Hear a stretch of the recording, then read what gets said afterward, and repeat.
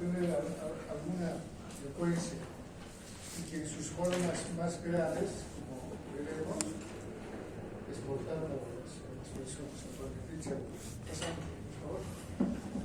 Como todos ustedes recordarán, el páncreas primero es un órgano reproductor que se encuentra entre L1 y L2 y tiene pues las 4 porciones que todos ustedes conocen. La próxima.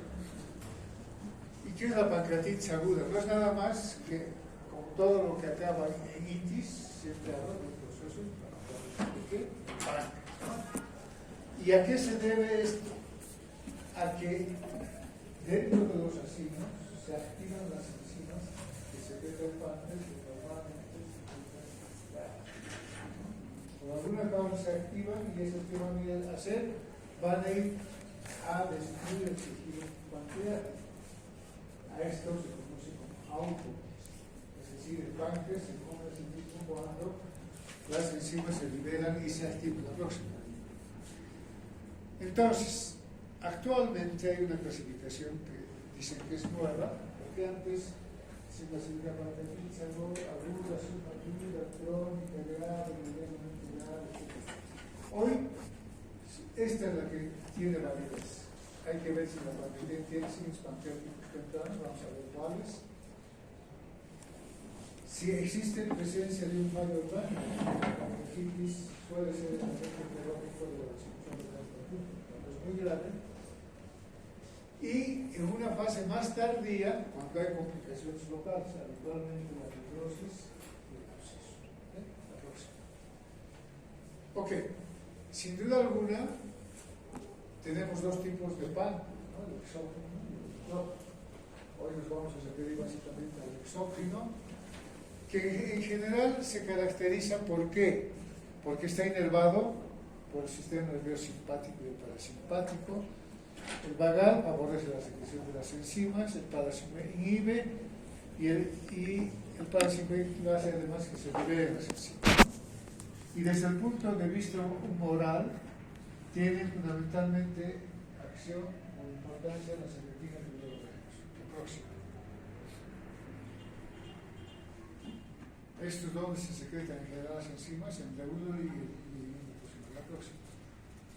Entonces, el páncreas exógeno, que es el que nos vamos a referir hoy, secreta que el jugo pancreático en una cantidad aproximadamente de 580 mililitros al día. Este jugo pancreático es el resultado de una combinación de secreciones tanto de las células acinales como de las células pancreáticas. Ustedes habrán visto eso en la histología. Las acinales, ¿qué secretan? Fundamentalmente amilasa. Las proteasas que actúan, las amilasas, acuérdense que actúan sobre los carbohidratos, las proteasas sobre las proteínas y las lipasas sobre las grasas. Es decir, que las enzimas que son secretadas por el páncreas, que van a destruir los distintos componentes energéticos de la vida, los lípidos y los supercelulares. La próxima. Ok. En general, las enzimas proteolíticas se liberan como proenzimas y estas proenzimas deben activarse para tener su acción. Así, por ejemplo, vemos que el tripsinógeno para actuar tiene que convertirse en tripsina. ¿A través de qué este tripsinógeno se convierte en tripsina? A través de la enteroquinasa, que es secretada por las células de la mucosa plasmática. El tripsinógeno, ¿qué acciones tiene? Se activa en el páncreas y evita la acción de las células inhibitoras que son secretadas por las células enzimas. Este tripsinógeno, además, ¿qué hace? Asegura que las enzimas pancreáticas, que luego vamos a describir algunas, permanezcan en estado precursor, es decir, antes de que se active. Acuérdense que le he dicho que se dice que la pancreatitis se produce porque esta se activa y destruye el páncreas, ¿no? ¿Dónde se actúa? Habitualmente en el duodeno. Por ejemplo, el tripsinógeno se convierte en tripsina y esta tripsina tiene una acción muy importante que además hace que se activen otras enzimas. A través de la tripsina se activan otras. Vamos, la próxima. La tripsina, ¿qué hace? A través de la lactasa, que ya se divide en fosfolipasa, hace que se destruyan fundamentalmente los hidratos de carbono. La tripsina, se ha dicho que se convierte en quimiotripsina. ¿Cómo lo hace eso? Segmentando enlaces entre los aminoácidos en cadenas peptídicas, ¿no? Lo importante de todo esto es que los aminoácidos individuales y los dipéptidos pequeños se transforman de un modo activo a las células epiteliales intestinales, pero empiezan a actuar en los órganos sexuales. Bueno, la próxima. La que sigue. Ok. Entonces, ¿cuáles son las enzimas digestivas que hay en el jugo pancreático? Las proteolíticas, ya se dice, como proenzimas, el tripsógeno, el quimotripsinógeno, la proelastasa y la procarboxylperoxidasa A y B. Estas proenzimas se convierten en enzimas, así el tripsinógeno se convierte en tripsina, el quimiotripsinógeno en quimiotripsina y la proelastasa en elastasa. Luego vamos a ver qué acciones tienen estos en la patología en particular del páncreas. Y estas otras que también tienen sus acciones, como las fosfolipasas, la lipasa, cuando actúa la lipasa, por ejemplo, se produce la pancreatitis grasa. ¿No? Ya vamos a ver la próxima. ¿Qué es lo que desde el punto de vista de... Entonces, en resumen, la lipasa pancreática tiene que activarse para tener su acción. A través de esta activación, ¿qué es lo que ocurre? Que hidroliza los triglicéridos y los convierte en ácidos grasos. Y esta se une a una colipasa para modificar e incrementar su actividad. La fosfolipasa A2, acuérdense que esta en general se encuentra como proenzima. ¿Qué acción tiene esta fosfolipasa A2? Hidroliza los fosfolípidos, ¿no? ¿Para qué? Para su acción necesita de sales de hierro. Y la colesterol-esterasa hidroliza las sustancias lipídicas. Entonces, esto es resumen de las... ¿Cuántas hicimos en Peter Pan? Solo que 20. Son agrupadas las que van a ir a estudiar las proteínas, los que van a establecer los lípidos y los que van a establecer los hidratos de carbono. La próxima. Ok. Entonces, el páncreas exócrino está compuesto por las células sinapsas fundamentalmente, y estas células que hacen nivelan las enzimas pancreáticas a través de los gránulos y estos se combinan con el agua y el bicarbonato para constituir lo que se llama el jugo pancreático, ¿no? Y este jugo pancreático pues está compuesto, entre otras cosas, por lípidos, por sodio, por potasio, el bicarbonato es una sustancia alcalina y al liberarse grandes cantidades de páncreas impide que se destruya el páncreas. Es la próxima. Ok. Entonces, resumiendo, los factores enzimáticos, la glándula pancreática participa en ¿qué? En el metabolismo de todas las sustancias metabólicas que son capaces de dar energía, que son las proteínas, las grasas y los hidratos de carbono. Acuérdense que en condiciones fisiológicas normales las que más dan energía, ¿cuáles son? Los hidratos de carbono y las grasas. Pero las proteínas no deberían dar energía, porque las proteínas tienen una acción fundamental en la genética, en el transporte, en la herencia, etc. Estas enzimas proteolíticas, como ya les estaba diciendo, son liberadas en forma de ¿qué? De zimógenos. Un zimógeno por naturaleza siempre es aquí, ¿ok? Pero hay dos sustancias, la lipasa y la amilasa, son liberadas en forma activa. O sea, las únicas que se liberan en forma activa por el pan son la lipasa y la amilasa. Acuérdense bien de esto porque esta lipasa y esta amilasa, cuando hay pancreatitis, son los que nosotros pedimos para ver si se activó lo de la pancreatitis. ¿Sabéis de esto? Hacemos un diagnóstico de pancreatitis de estas dos enzimas, la lipasa y la amilasa. Bueno, y hay las otras que ya no vamos a estar repitiendo porque hacen de gases. Seguimos con un poco. El jugo pancreático, ¿cómo está compuesto? Primero, tiene un pH alcalino. fuera ácido lo escribimos, ¿no? Y está compuesto por ácido clorhídrico fundamentalmente de 35 a 95 equivalentes por litro. El otro componente fundamental del cubo pancreático lo constituye el bicarbonato de sodio, vean la cantidad: sodio, potasio, y si se tratan de 1 a 2 litros de 24.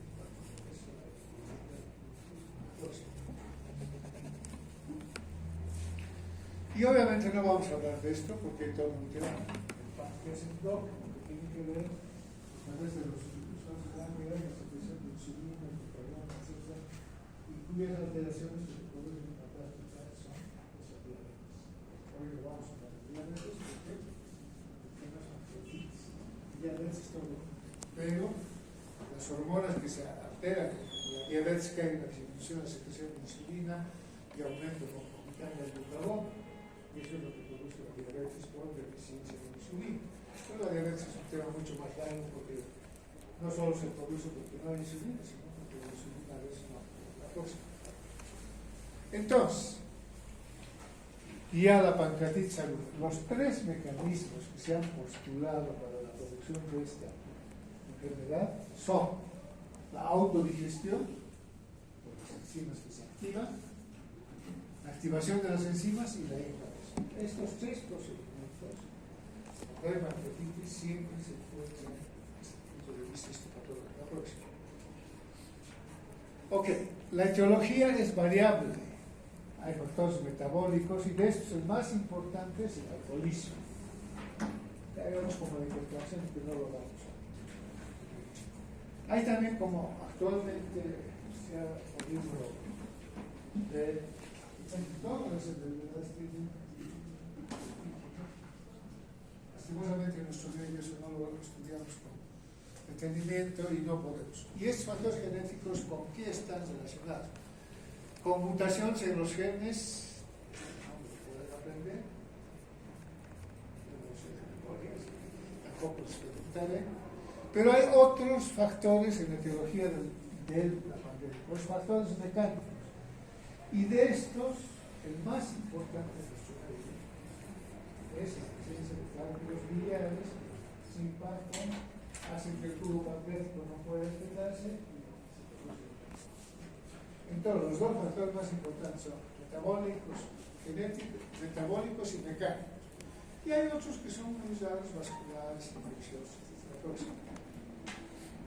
Ok. Entonces, dos factores son los más importantes en la presentación de la pancreatitis: la obstrucción de los cálculos biliares y el alcoholismo son responsables del 90% de la producción de la pancreatitis. Más frecuente el alcoholismo en los hombres, aunque la mujeres están los hombres, sexo de ambiente, y en nuestro medio lo más frecuente es los cálculos de biliares. Y el 20 al 10% de los otros factores que producen pancreatitis, ¿cuáles son? Idiopática, no se sabe la causa. El traumatismo suele ser infrecuente, pero cuando se produce es muy grave, porque destruye el páncreas y eventualmente la mortalidad es grave. Y fármacos, la herencia, etc. La próxima. La fisiopatología. Entonces, en algún momento estas enzimas pancreáticas se vuelven activas. Y generalmente, ¿dónde se vuelven activas? Dentro del páncreas. Al volverse activos dentro del páncreas, ¿qué producen? Autodigestión, como dice la diapositiva. Se come y digiere. ¿Qué? Tejido pancreático. Eso es lo que ¿okay? Esta autodigestión del tejido pancreático, ¿qué es lo que va a ir a producir secundariamente? Inflamación. Puede haber sangrado, por eso hay pancreatitis hemorrágica. Eso es desde el punto de vista psicológico. Ya no se utiliza mucho eso, porque es estomatológico, pero han utilizado. Y daño del páncreas y su vaso. Entonces, ¿qué se daña? El tejido pancreático. ¿Por qué? Porque las enzimas que estaban inactivas se vuelven hiperactivas y esto produce una inflamación y daño de del páncreas. La próxima. Ok.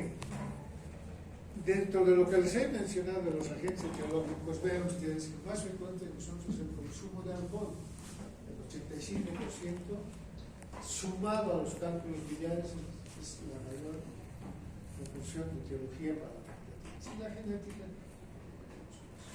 la media traumatismo, la próxima. Entonces, ¿cuáles son los sucesos más importantes desde el punto de vista de la fisiopatología? Esto, más activación enzimática. Esta activación enzimática, como les he estado manifestando, produce autodigestión. Esta autodigestión, ¿en qué se traduce? En que el parénquima pancreático se destruye. Y al destruirse, se liberan las enzimas. También hacia la circulación. Y esa liberación de las enzimas hacia la circulación es la que produce las infecciones. Por eso decía que la pancreatitis es un agente teórico-fundamental del signo de discusión orgánica. Entonces, esta activación destruye los tejidos vecinos en primera instancia y puede producir, como luego veremos, necrosis en lugares distantes, como el pulmón. El pulmón produce el estrés respiratorio del adulto. La próxima. Entonces, ya se ha dicho los dos factores más importantes, cálculo biliar y alcoholismo, y estas otras que son pues casi marginales. De esta la importante es el traumatismo en nuestro medio. Hay mucho accidente. Gran situación, entonces, si el accidente impacta el abdomen, una de las complicaciones puede ser la estómago. Y suele ser grave. Seguimos con. Entonces, vamos a ver cómo actúa eso. Los cálculos o vaso biliar se enclavan en la ampolla de Barton. Y aquí, ¿qué es lo que produce? Estamos hablando de la etiología de los cálculos biliares. ¿Okay?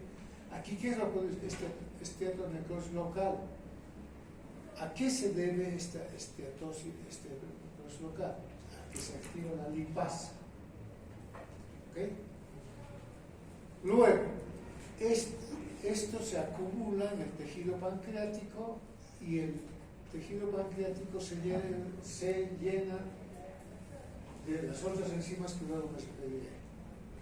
Y esto hace que la presión del ductus pancreático se incremente y aumenta el volumen por el incremento de la presión ductal intrapancreática.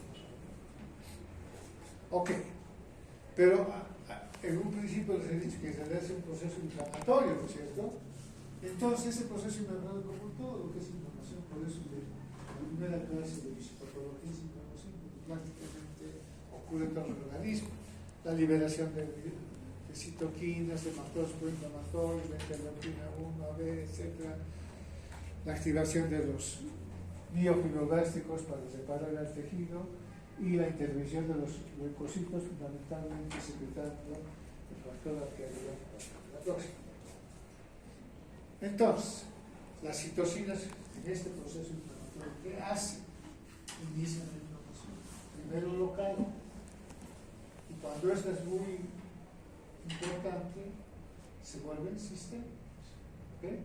Pero siempre es al principio local. ¿Y por qué se trata como todo la inflamación? Acuérdense que uno de los signos cardinales de la inflamación es el edema. Entonces se produce el edema pancreático. Y este edema pancreático aumenta el tamaño del páncreas, y este aumento del tamaño del páncreas se produce una sintomatología. Luego me serviría. La próxima. Ok, esa es la participación de todos los productos de la inflamación, los sinónimos, etc. Esto no se ve. La próxima. El alcohol. ¿Cómo es que el alcohol es capaz de producir pancreatitis? ¿No? Se dice que el alcoholismo con frecuencia produce pancreatitis. ¿Cuándo? Cuando el tiempo es superior al consumo del alcohol a los 2 años hasta los 10 años. A esto se llama alcoholismo. Entonces, el alcohol está relacionado con el tiempo de consumo de alcohol. En nuestro medio, la verdad que no sé si cuán frecuente sea, las pancreatitis que vemos por lo menos en el hospital, generalmente son con impacto con los cálculos biliares. Poco alcoholismo, tal vez como es alcohólico no tiene que ser un número en el hospital, etc., pero está descrito como una de las causas más frecuentes de la presión de pancreatitis. La próxima. Ok. ¿Y el alcohol? ¿Por qué actúa? ¿O cómo? Dicen que la naturaleza del alcohol consumido es menos importante, es decir, pueden beber whisky, pueden beber cerveza, no es importante. Lo importante es el tiempo, ¿okay? Y el consumo diario. ¿De acuerdo? No importa la bebida, sino cómo consumo de manera diaria, ¿ok? Porque se ha logrado describir que de 100 a 150 gramos de etanol de consumo son capaces de producir esta cantidad. La próxima. Ok. Entonces, el alcohol puede producir pancreatitis de distintas formas. Esto es lo que explica más o menos. Dice, uno, que es capaz de producir un espasmo del esfínter de Olbers, es decir, hace que este esfínter se cierre. Si cierra, las enzimas van a empezar a actuar dentro del propio páncreas. Y esto hace que cuando se cierra el esfínter de Olbers, las toxinas metabólicas que se secretan en el propio páncreas se empiezan a destruir el mismo. ¿Okay? Además, el alcohol es capaz de precipitar al calcio, produciendo múltiples alteraciones, y estas alteraciones lo que producen posteriormente es que incrementan la permeabilidad de los canarículos pancreáticos y se escapan las proteínas que ya se activaron hacia el tejido pancreático para destruirlos. Esa es la teoría respecto al alcohol. Lo más importante no es el tipo de bebida, sino el consumo diario por 2 a 10 años, y esto es lo que produce a nivel pancreático. La próxima. Bueno, entonces, no importa, si tenemos un factor desencadenante, ya sea alcohol, sea la litiasis biliar o el trauma, ¿qué van a hacer? Han de hacer que el tripsógeno se active intracinalmente mediante la mediación de los iones calcio y se convierta en tripsina. Les he dicho que la tripsina, al principio, es muy importante porque hace que otras proenzimas también se activen. Entonces, esta es la más importante. Entonces, se activa la tripsina, activa la bradykina y produce vasodilatación. Entonces, la activación de la bradikinina, que es una enzima, produce vasodilatación vascular y hace que haya hipovolemia. Se altera el vaso, se destruye el vaso, se acumula sangre en los espacios que está actuando esta enzima y hay hipovolemia, y eso produce shock hipovolemia. Por eso es que la pancreatitis en algún grado, en algún momento de su evoluciona por shock hipovolemia. ¿Por qué? Por esta alteración de la pancreatitis. También se ha descrito la liberación de un factor que se llama factor diuresor del miocardio. ¿Esto que hace? Que disminuye el gasto cardíaco y finalmente produce shock también. El shock se produce por alteración del sistema cardiorrespiratorio. Por una parte los vasos y por otra parte disminución directa del gasto cardíaco. Y la fosfolipasa, cuando se activa, ¿qué es capaz de producir? Edema pulmonar. El famoso distrés respiratorio del adulto producido por la pancreatitis. La próxima. Entonces, resumiendo, la activación cerebral de la tripsina hace que se active la fosfolipasa y se destruyan las membranas celulares.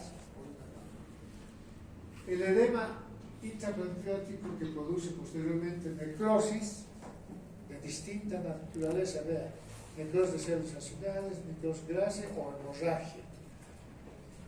Esto, dependiendo de qué tipo de sustancia activada, es capaz de producir primero síndrome de respuesta inflamatoria sistémica, que han visto en inflamación, sepsis en general y fallo multiorgánico. Es uno de los agentes biológicos de la disfunción orgánica. La próxima. Entonces, resumiendo, la fisiopatología. No importa cuál sea el factor causal, alcohol, trauma, sales biliares, ¿qué es lo que van a producir? Van a dañar el ácido, la célula acinar pancreática. Al dañarse esta célula acinar, se va a activar el tripsinógeno. La activación del tripsinógeno nos conduce a activación de la elastasa. Cuando esta es la enzima predominante en la pancreatitis, la elastasa, hay daño vascular hemorrágico. En ese momento estamos hablando de pancreatitis necrohemorrágica. Los distintos tipos de pancreatitis necrohemorrágica, grasa, etc., se deben a la acción de esta enzima. Este tripsinógeno puede activar la lipasa y va a producir necrosis grasa. Entonces, la necrosis grasa es secundaria a la activación de la lipasa. Pero el tripsinógeno también se activa y puede activar a la fosfolipasa 2. Aquí vamos a ver una necrosis pancreática hemorrágica. ¿Okay? Y este tripsinógeno también activa a la cinina calicrena y produce edema e inflamación. En realidad, cuando hay inflamación y edema, se conoce como pancreatitis edematosa, es la forma más simple y menos grave de la pancreatitis. Antes se clasificaba en edematosa, necrosis grasa y hemorrágica. Hoy se utiliza de cuánto está comprometiendo los órganos, multiorgánico. Y finalmente esta tripsinosa activa la quimiotripsina y produce daño en la mucosa. Entonces los distintos tipos de pancreatitis que hay se deben a la acción de una de las enzimas específicas. La próxima. Bueno, en realidad eso es el punto de vista fenómeno. Yo también me puse a revisar 2 libros de no dice nada cuánto se activa las enzimas se ha tratado de buscar más o menos cómo se da la activación. Esa activación obviamente como en todo produce brillo. Yo solo no hablo de patología de clínica, pero bueno, aquí tiene importancia. Dolor abdominal es lo más frecuente.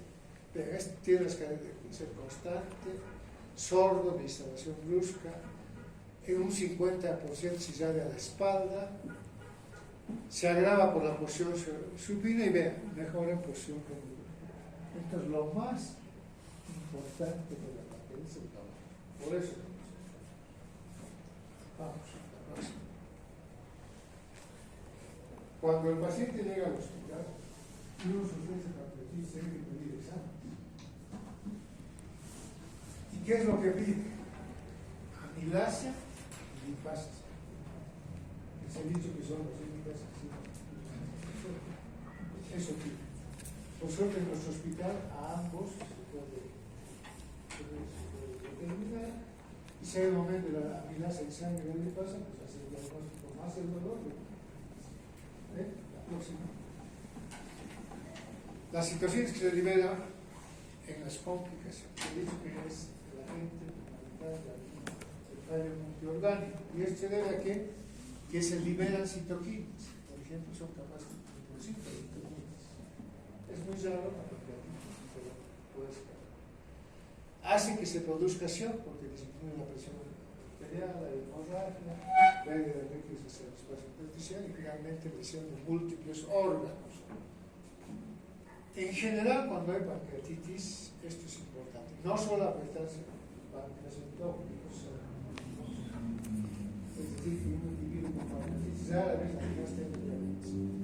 Y esto es la clínica, dolor abdominal, la síntesis puede haber shock, y el pseudoquística es una complicación de la pancreatitis. La próxima.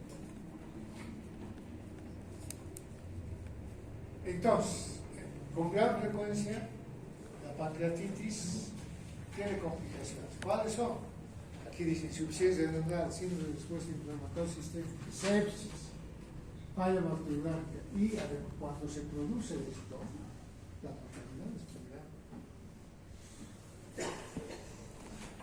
Por eso la nueva clasificación. La próxima. Ok, Aunque yo generalmente en la escuela de psicopatología no suelo hablar de esto, es muy difícil. Pero los colegas suelen preguntar cómo se clasifica la realidad de la pancreatitis. No es fisiopatología, eso ya se pide. Y para calificar la gravedad de la pancreatitis se han escrito muchas.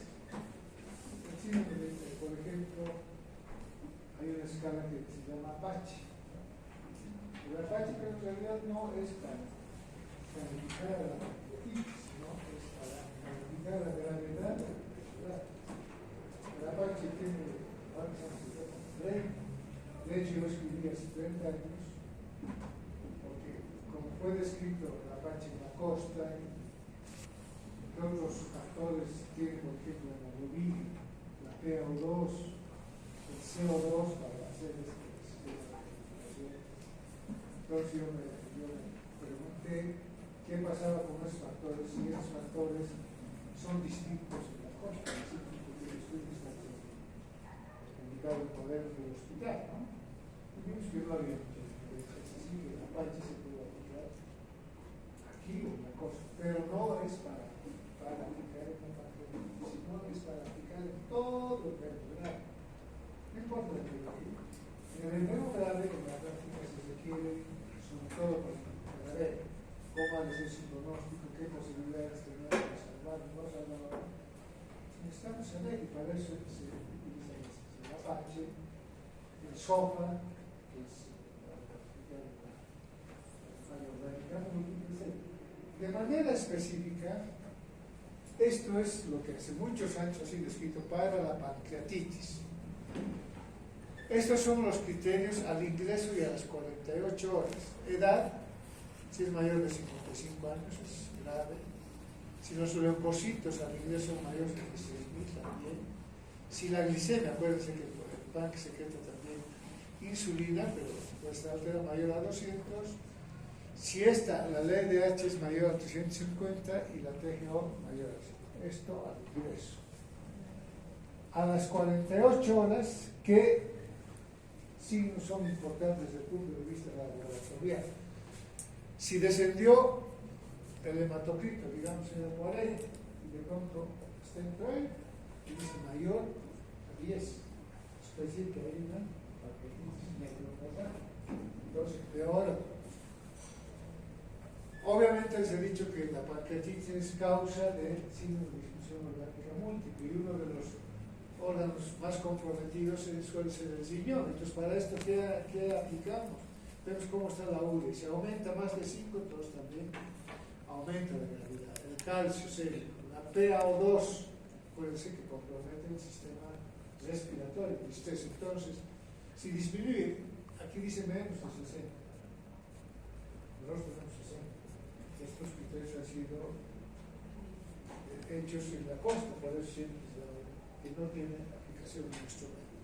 El DEPS de base y el secuestro de líquidos. Entonces, este es el único índice de severidad, de Ramsson, que se aplica exclusivamente para la pancreatitis y se debe utilizar al ingreso y a la próxima. Y luego, como hoy hay la tomografía, hay alguien que habla de los criterios de Baltasar. Pero un momento, porque esto tiene 4 criterios. El 4 quiere decir que hay abscesos y obviamente pero los criterios de Baltasar son criterios tomográficos, es decir, que el paciente con pancreatitis hay que le va a su pancreatitis. Ok, entonces nada más la pancreatitis. Ustedes van a revisar cualquier libro de fisiopatología y pancreatitis, son 3 libros. Lo único cierto es que las enzimas normalmente están inactivas, algunas de ellas se activan y estas enzimas activadas producen primero destrucción del páncreas. Esta destrucción del páncreas puede volverse sistema. Entonces, en ese momento aparecen las complicaciones. ¿Cuáles son las más importantes? renal, ministerio respiratorio, hoy no deberían aparecer con los exámenes que tenemos, con la con la tomografía que sirve, no debería haber muertos, no debería actuar rápidamente porque ya tiene todo, que lastimemos. Pues sí, continúa así. ¿Alguna pregunta? Ok, listo, entonces ahí quedamos con la hepatitis. Gracias.